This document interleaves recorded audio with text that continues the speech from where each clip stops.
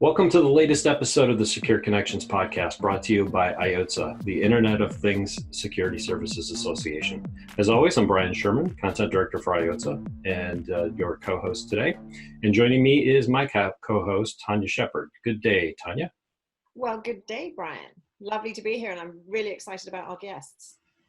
I am too. It's been an interesting last couple of weeks in the security field, so I'm interested in diving into today's topic. Our guests today are Debbie Zaller and Josh Tomkiel with Schellman and Company. We'll be sharing their insight and expertise on compliance and security auditing. Welcome to you both. Thank you. Happy to be here. Thank you for having us. Well, good. Let's start out with introductions to both the company and then personally, if you would. Debbie, do you want to start off and tell us a little bit about you and your role within Schellman? Sure, absolutely. And thank you again for hosting us today. My name is Debbie Zaller. I am one of the partners at Schellman and Company. And Schellman and Company is a third-party audit firm. We're actually a CPA firm that doesn't do any accounting or tax work, but we focus solely on technology-focused audits, assessments, and certifications. I am based in Chicago, and I manage the SOC 2, SOC 3, and the privacy service lines, as well as new service lines for cybersecurity and IoT. Awesome. Josh, would you like to do some quick intros for yourself too, please? Sure. My name's Josh Tomkiel. I'm a manager with Schellman and Company. I've been here for 4 years. I'm a manager and pen tester on the Pentest team. We focus on PCI, FedRAMP, and just pen testing in general. We get to see external web app pen tests, mobile applications, pretty much everything under the sun we include in our scope of service offerings. Fantastic. If I might jump straight in, guys, and I've got a very broad question. As you know, we look after the MSP community and managed services providers, as you guys do. Can you give an overview of how your services work with them? And I also know this is a sort of a double-edged sword because we work with them as a company, but also with the SMBs that they service. Can one of you address as I said, an overall scope of how you guys go about that? Sure, absolutely. So MSPs are actually one of our main client focus areas. And the reason being is that Schellman as a company, we provide a lot of different audits, assessments, and certifications that really are kind of across the board for organizations that offer services in many different industries, as do MSPs. So MSPs usually have to go through multiple compliance initiatives, and we kind of bring that single vendor approach to MSPs. But what's interesting is that, while we service MSPs from an external audit or a compliance standpoint or a security assessment standpoint, we actually don't do any consulting or remediation or, of course, do any type of managed services for other clients. So, for example, one of our clients might be a managed service provider, but we also might have clients that are their clients as well, because they might be doing a PCI assessment, for example, for one of an MSP's clients along with MSP. So we really kind of stay on that external audit side and kind of provide that single vendor compliance approach. Now, Debbie, I know your background, and you mentioned the firm is kind of based in an accounting type approach. And for a lot of our MSPs, I know we have a fair amount that are familiar with accounting and even came from that space. How does compliance factor in with accounting? Because I can see some similarities. Are the processes very similar? That's a great question. So I think the idea is really similar. A CPA firm started off kind of doing external audits, and compliance kind of falls into that area too. So they kind of overlap a little bit in both areas. But what's interesting is, the CPA world is kind of taking a different turn. We don't really perform audits as a CPA firm the way we used to, meaning that so many companies now are focused on technology that CPA firms are almost having to have that skill set and that technology background in order to perform any kind of auditing, whether you're looking at financial services, financial statements, anything in the typical audit world, you still would have to encompass some technology components. So it's interesting that CPA firms are kind of taking a little bit more of a technology focus regardless of what they're doing. we actually have quite a lot of accountants and people in the CPA industry that are part of IoTSSA. So it's always very interesting. And I think because, number one, they also become a great source of consultancy for companies to go to for referrals, apart from anything else, as well as you say, this compliance and knowing when to need it. And this is a question I have for either one of you. I'm a normal MSP, so I've got 20 people working for me. We're very technically focused. Say we're scattered amongst the industry landscape. Do I know I need compliances?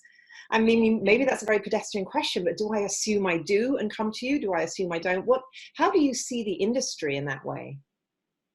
That's a great question. And, you know, we see a lot of, most of our clients that come to us are coming to us because their customers are requesting something.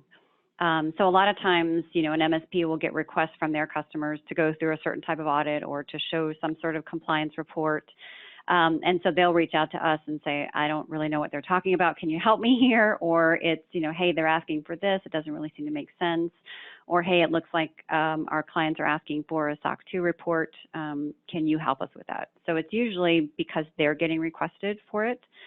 But then we do actually have, you know, MSPs that come to us and say, we know that our competitors are doing PCI compliance, or we know that we want to be in the healthcare space. And in order to do that, we need to be high trust certified. So I think that, you know, MSPs that kind of want to get ahead of the market are reaching out to us to kind of help out in that compliance area in order to meet the market demand or to get ahead of their competitors. So it's kind of working both ways. And, you know, there's also some times where organizations just aren't really sure about their security posture and they really want a check on that from an independent third party. So they'll reach out to us to have a pen test, for example, or to even have us assess them against a security framework, for example. Now, compliance is a very large group when we, you know, just throw the term out. Are there particular regulations and rules that you are more involved in the MSP community than others?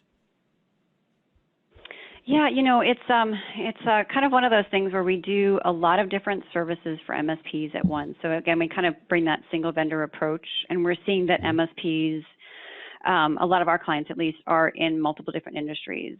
So often we do PCI assessments, penetration testing, SOC 2 reports, all for one client. Or we might do, you know, a HIPAA compliance or high trust certification, SOC 2, and an ISO certificate.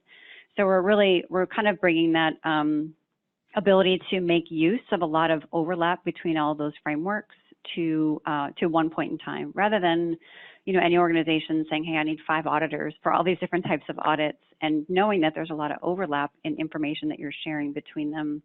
So it kind of helps out, you know, organizations that want to reduce their resources and time spent on all these different types of audits.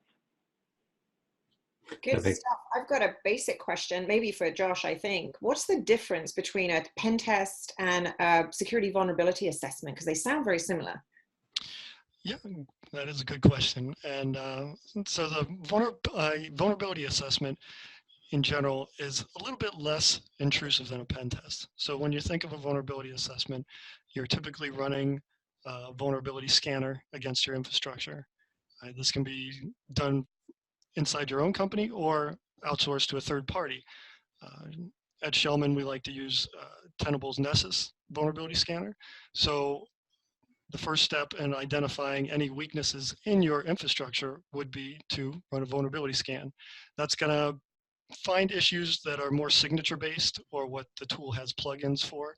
So that could be missing patches, services exposed to the internet that you may not be aware that they're exposed. It really is going to highlight your attack surface, whereas a pen test takes it to the next level. There might be false positives in that vulnerability scan, and you're just getting the raw results. The pen test is going to include a vulnerability assessment, but then, you know, as I mentioned, take it to the next level where we're going to actually manually validate those findings, see if there's ways to get into the network, and then pivot and do additional manual checks. So in a final penetration test report deliverable, there should be no false positives. Josh, is there a baseline, you know, number of vulnerability assessments that MSPs should be doing for their clients? I know there may be some variation based on industries, but should they have it done once a year for their clients, twice a year? What are some of the recommendations you're seeing? So in general, for for different compliance, frameworks, there are differences. The higher frequency, the better, I would say. At least once a month to be conducting external vulnerability scans on your entire internet-facing infrastructure. And then also conducting internal vulnerability scans from an authenticated perspective. So that means the scanner can actually log into your machines and from an authenticated view, enumerate all of the patches that are installed or missing, as well as third-party software that you wouldn't get that visibility from an unauthenticated vulnerability scan. So that would be the first step. And the more frequent you can do that, the better off you're going to be, because Windows patches come out every month. There might be a delay in when you can patch your environment, but at least that'll let you know the exposure and the potential risk that you're facing. If there's a really critical vulnerability out there and you're holding off on patching it, at least you can maybe segment off those machines so you can limit the exposure and the potential damage that could be done. Makes sense.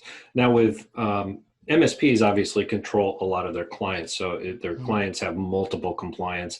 How often should the MSP themselves have like penetration testing done to check their security posture? As a manager of a pen test team, every day, right? Yeah. Yes, every day. But again, there's no hard and fast rule specifically, unless you're looking at some compliance frameworks like PCI has an initial penetration test requirement, and then there's another follow-up in 6 months to verify network segmentation. But just as a general best practice, anytime that your infrastructure changes, any significant changes would be a big thing. Or if, at least once a year, I would say, for a full-on penetration test, vulnerability scanning around the clock continuously, but to actually get somebody in there and take the steps required that are involved in a manual penetration test at least once a year.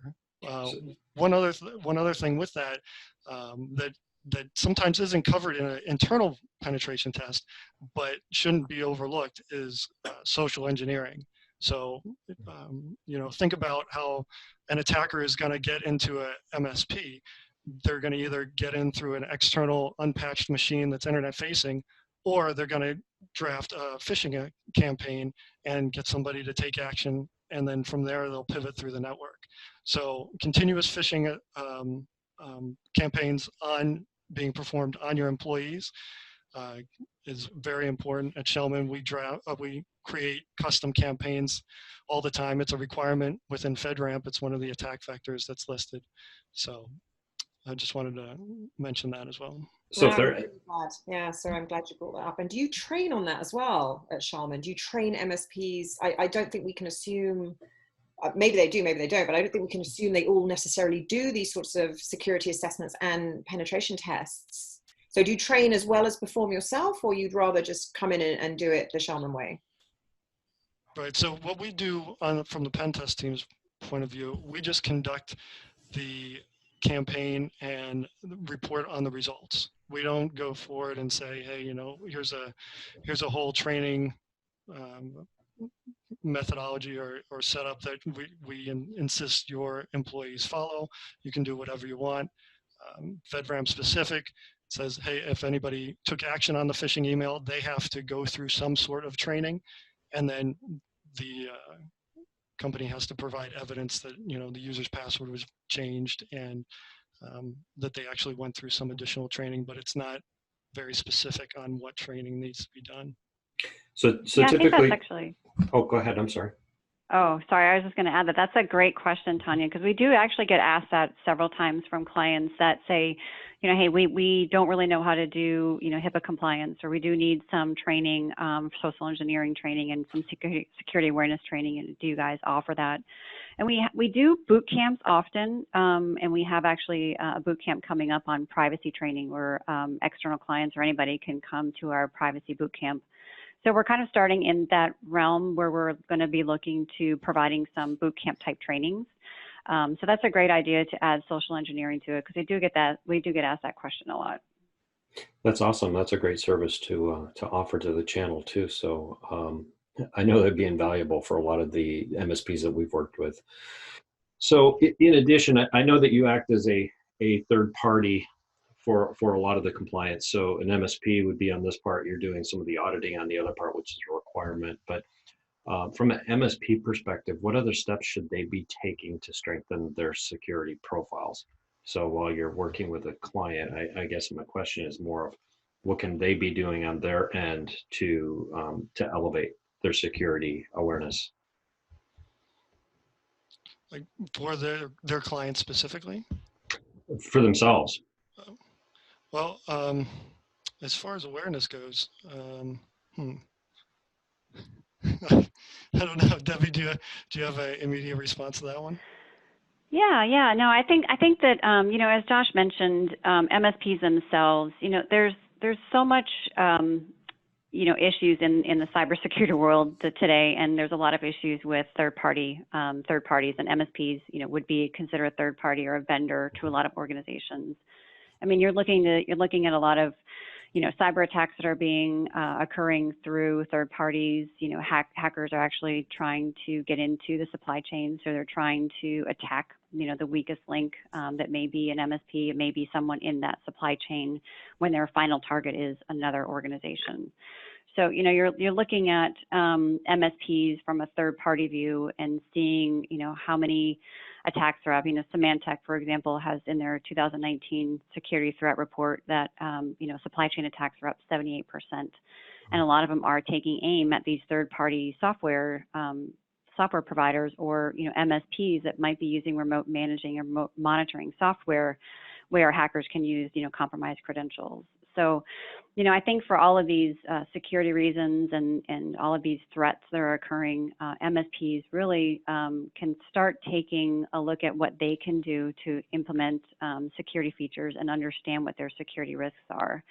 And so, as Josh mentioned, one of the things is really to do that penetration test and vulnerability assessments at least annually. I mean, certainly to look at some compliance frameworks that you might be bound to.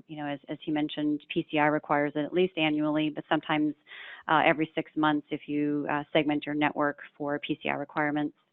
So looking at what your requirements are and what your commitments are to customers regarding your compliance and your frameworks that require penetration testing.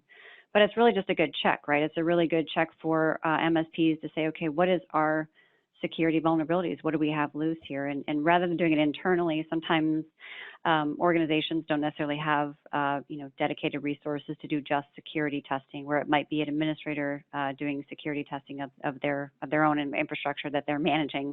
So you want to have some sort of independence there, whether it be an independent person on your team or a third party to kind of look at what are some of your vulnerabilities in your network. So I think it's really good practice to first look at what your vulnerabilities are by doing a pen test or a vulnerability assessment.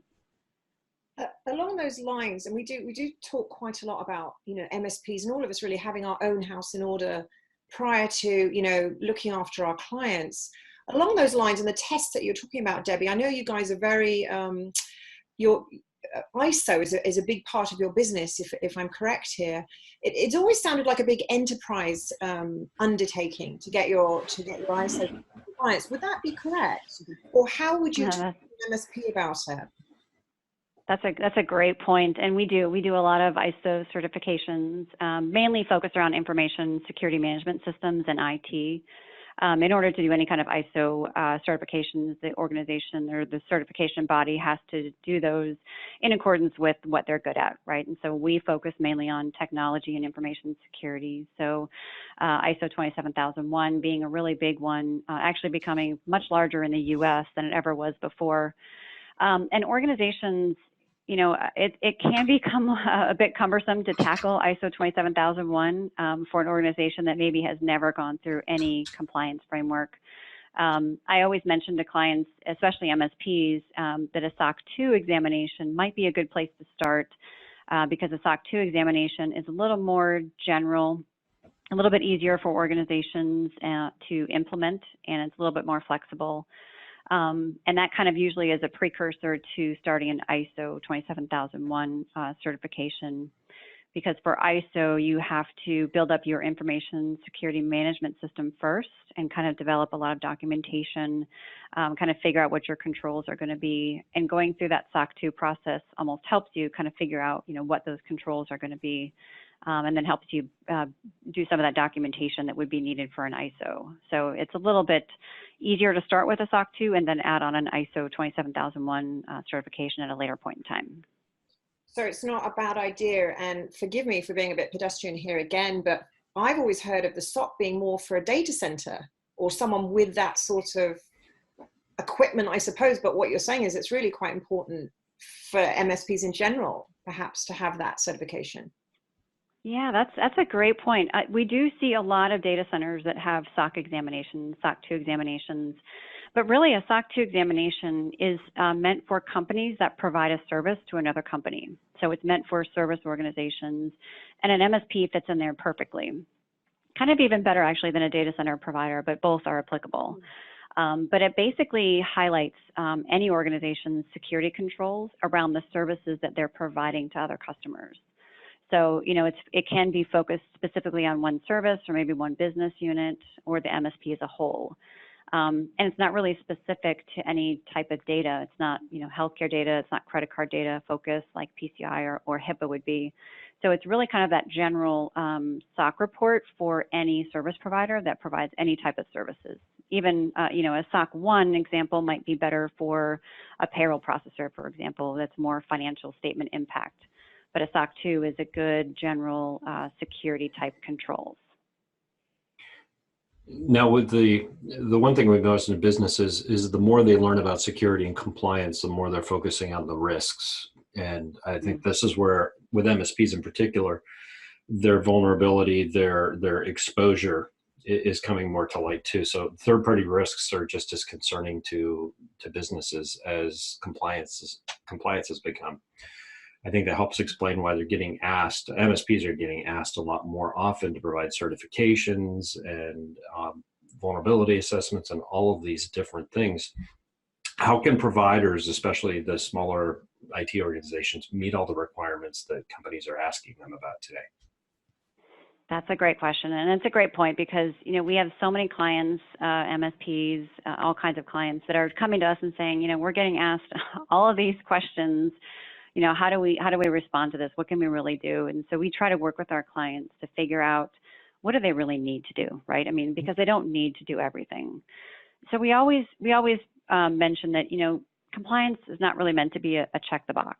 So often maybe someone in the sales team for an MSP will go off and say, oh yeah, sure, we will go ahead and be HIPAA compliant and we'll get a high trust certification and we'll do all this stuff. But then the MSP says, okay, well, we're not really doing that service. We are not offering our services to the healthcare industry. We have, it's kind of important for MSPs to look at the commitments that they've made to customers and what types of industries are we really focusing our services in. And that's really where then they can look to say, okay, if we're only focusing our services in, non-healthcare, maybe PCI related, we're gonna focus on those customers that do process, store, or transmit cardholder data, or maybe are in the federal space and they're looking for a NIST, some sort of NIST assessment from their third parties. So it's really important to kind of figure out, what is our industry or industries that we are operating in, and then what do those industries really require? What do we absolutely need to do, or what have we committed to our customers that we're going to do?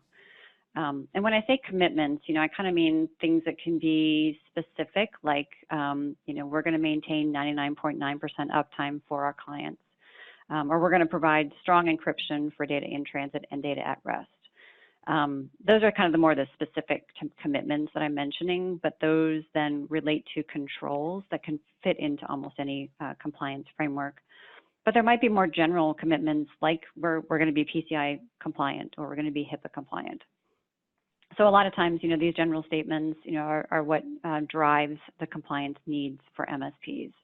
But it's really important to just kind of stay focused in on what are the commitments you're offering to customers and what are the industries we're operating in. And then to reach out, to an audit firm or, a compliance firm that can help you kind of navigate absolutely what's needed. How often do they change or get updated? I feel like for a while there, the HIPAA regulations seem to be upgraded every 5 minutes, and MSPs are sort of running around with like chickens with their heads cut off, trying to keep up with all the regulations and not, number one, sort of get their clients in trouble. Nobody's data was going to be exposed. And the other thing is really not to get fined, frankly.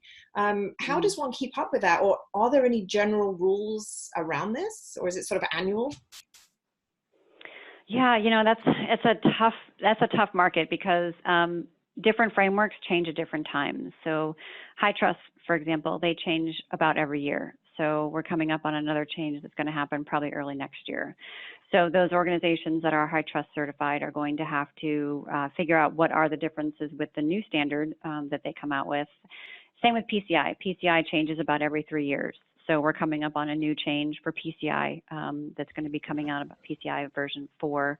So again, we're going to have to figure out, you know, what is the change that's happening with the standard, and then what is the time frame that organizations are allowed to, you know, make those changes in their environment before they have to be compliant. So some of those frameworks allow for a period of time to implement these additional controls that are needed. You know, SOC 2, for example, as well, just changed in December. So a lot of organizations were scrambling to meet the new criteria within the SOC 2. So I wish there was an easy way to figure it out, and if there was a one-stop shopping, you know, for all the compliance updates, that would be ideal. But I would say just to reach out to the firms that you've been using. They should be the ones really providing you guidance on what is changing, when it's going to change, and then how they can get you ready for that change. We often do a lot of webinars. We do a lot of articles and blog articles and marketing content to all of our clients to get them made aware of any new changes. And we sit down with our clients to kind of figure out, okay, here's the change that's coming up. Here's a summary of what's different. Let's figure out what you guys need to put in place in order to be ready for these changes when they go into effect. I'll throw one over to you, Josh, too, at this point. How surprised, or I should say, how often are companies surprised that they may, you know, fail or not meet certain compliance criteria? Is it a common thing?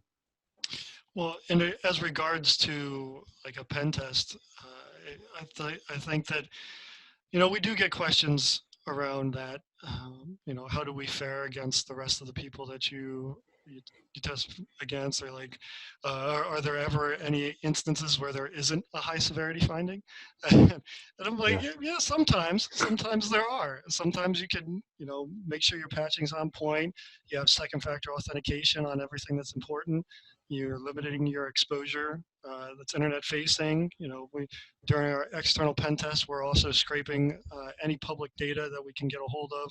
Like sometimes a developer might push secret AWS access keys, API keys to a GitHub repo, might use that, and that could be totally out of their wheelhouse. They wouldn't even be thinking that that could be an issue.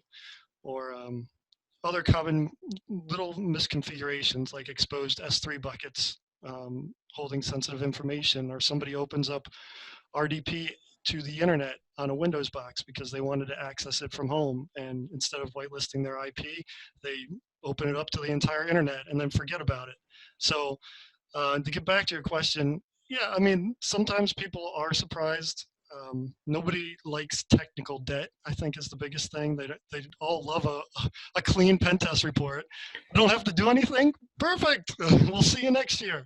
But that's a little scary, though, when they don't have anything to do. There should be some homework for them to do. Right. And that also comes down to the scope.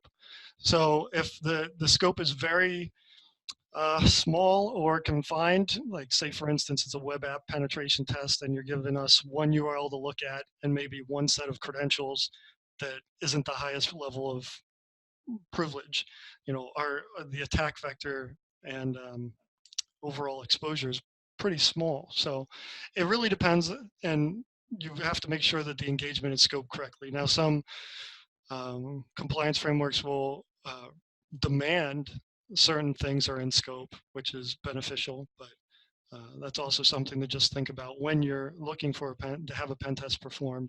You know, don't really handcuff the pen testers. We are trying to help you, no matter what firm you go with. We're always trying to make the client better. It shouldn't be us as the bad guys, and or anything like that. We're trying to highlight the flaws before the bad guys do. So. How Yeah. big is the people aspect with a compliancy success? You obviously have lots of specific requirements from a technological standpoint, from process, from documentation. What about this staff aspect that we all talk about quite a lot, the social engineering, the phishing, the fact that 99% of attacks occur because of people, right? End users. How much does that come into play with compliance frameworks? Well, as far as it's not as focused on with PCI specifically, but FedRAMP compliance, it is one of the 6 attack vectors. So that is super important. And from the agencies that we've spoken with during the recap meetings, some really harp on phishing attacks. So it is very important. They want to know how sophisticated the campaign was. So that puts a little bit of stress on us. We can't just be sending out an email saying, hey, time to update your password. Can you please respond to this email with your password? No. But people love emails about 401k updates. So any kind of benefits, you know, that's as I rack my brain. Successful. Yes. But my Amazon account was changed. I've got to go click that link and update.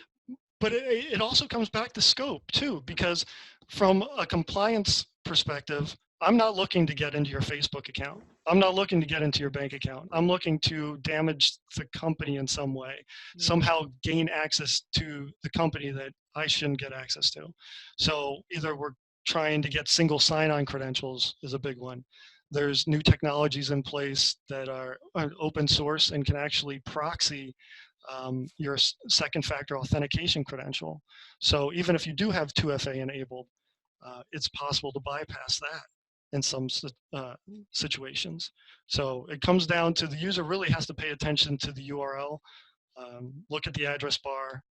If it doesn't match the domain you're trying to get to, I mean, the individual is the last line of defense. So use a password manager, and that'll at least help you a little bit if you install the browser extension. For instance, LastPass has one.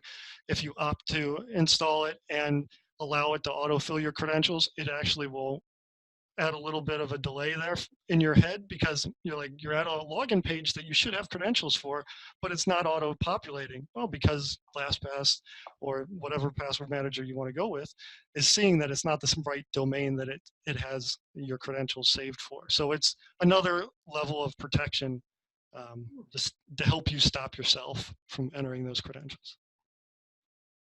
That makes sense. I guess the one thing I want to ask both of you before we close out today's session too is any last words of advice for MSPs? Debbie, why don't I start with you, and then let us know too, how can MSPs learn all the benefits of partnering with you and get in touch with you?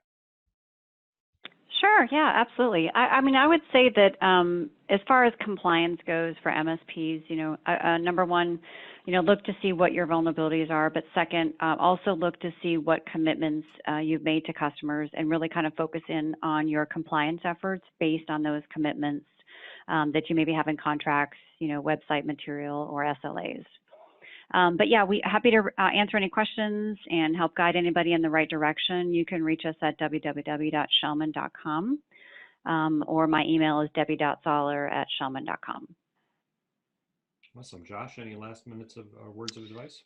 Yeah, the same contact information goes for me. My email is josh.tomkiel@schellman.com, and you can contact me directly or go to the pen testing section on our website, and there's a form there, and we'd love to talk to you, answer any questions you have about pen testing for compliance or just the pen test in general. It doesn't have to be for compliance. And yeah, I think that's all I got. Well, very good. Well, thanks for joining us today. We certainly appreciate it. Tania, any last thoughts before we close out today? Yeah, I think it's number one, it's absolutely fascinating. And I loved what Debbie said. Think about what you've basically promised to your clients. I think that's such a good business way of looking at it. What do your SLAs say? What are you trying to achieve with them? And then from there, venture into the land of compliance, and do you need it? And if so, which one? And of course, do your testing. canyoubehacked.com. Find Josh. And I just wanted to tell everybody it's SCHELLLMAN.com for Schellman. So everybody's got the correct spelling. So jump on there, check out their blogs and other articles about compliance frameworks and what you might need. Great stuff. Thank you so much, guys. That's fantastic. Thank you very much for having us. Appreciate it. So on behalf of IoTSSA, we'd like to thank Debbie Zaller and Josh Tomkiel from Schellman and Company for joining us today, as well as those of you for following our podcast series. We always enjoy having you along. We encourage you to check out all the great cybersecurity content on our association's website. That's IoTSSA.com. So